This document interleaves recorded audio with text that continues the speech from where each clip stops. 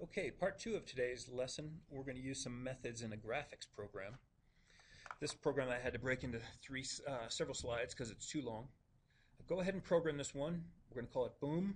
It's going to be just like that counter that we had count down before we exploded our nuclear weapon or whatever that was in an earlier program. This one's going to do the same in a graphical format, but it's going to use methods.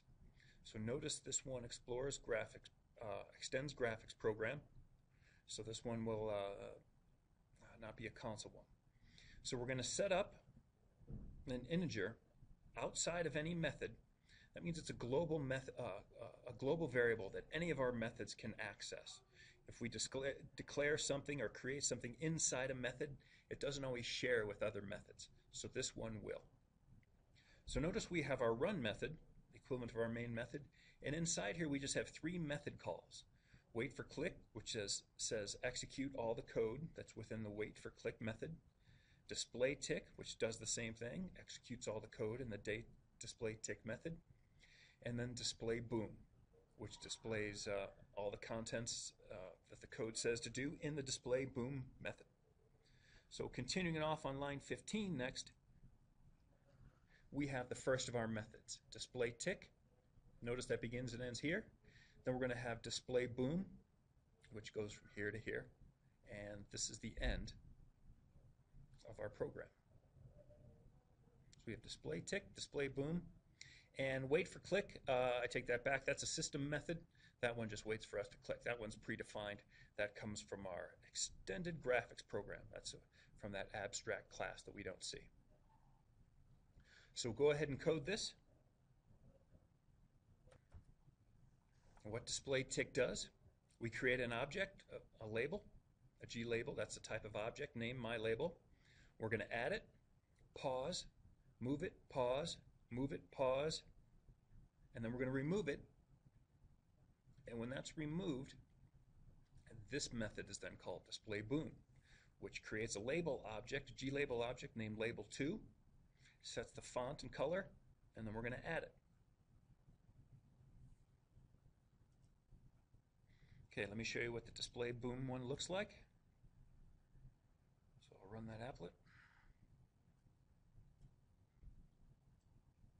It's going to wait for click. Tick, tick. Boom. There we go.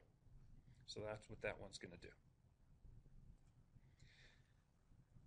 Now there's a new concept that I want to introduce that we find in some of these methods, which are parameters.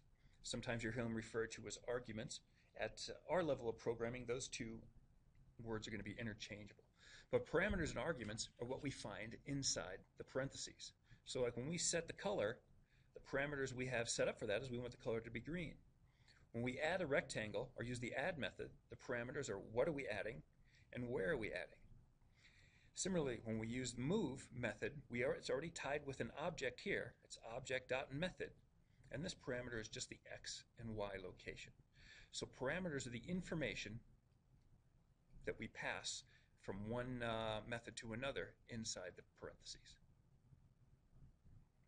All right, now our third program is going to be this one, how we pass a parameter. Sometimes we have to send some information from one method to another, which sets us up for, in the long run, we're going to pass information from one file to another. So go ahead and code this one. Notice it's a console program, so you want to extend console, set up our main method. We're going to declare string name equal to Sam or whatever you want it to be. Then we're going to have a method call called display hello. In order to pass that over, we just have to put in the variable, or we could put in Sam in quotes right here, because that's what we're passing over.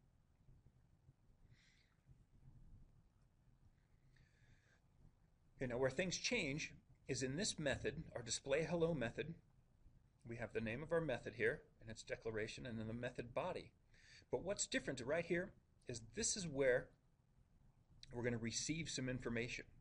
Here we're receiving name. It's being passed over. When we call display hello, name or whatever's in that variable is going to be sent over here and captured by this one for use, so that we can then print out hello and whatever name was entered.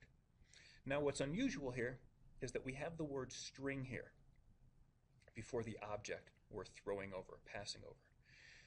Just like if you're playing catch, passing a football back and forth, it's kind of like the receiver and the quarterback have to be on the same page in terms of what the play is. Another way of looking at that is, say you're playing frisbee with your friend and he decided to pick up a rock and throw it at you instead of the frisbee. You'd want to know that.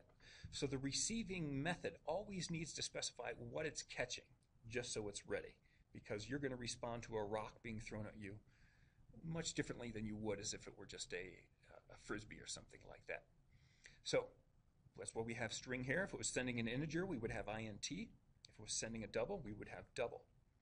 Now, it's very easy to use the same name. We could have this instead of message. We could call this name, just like we have up here, since that's what we're sending over. But when you're going from one method to another, since these aren't global variables that were declared, say, up on line 4, these are local variables, only existing inside each method. So this one can be renamed for use. So if that helps you out, you could call this one string name and change that to name as well. So code that, get it working, and send me a screenshot. I take that back. Don't send me a screenshot yet, because we want to add these exercises. So create a second method called display goodbye, and then pass the name to that method. You can add another variable if you would like, and then have that method say goodbye to that person.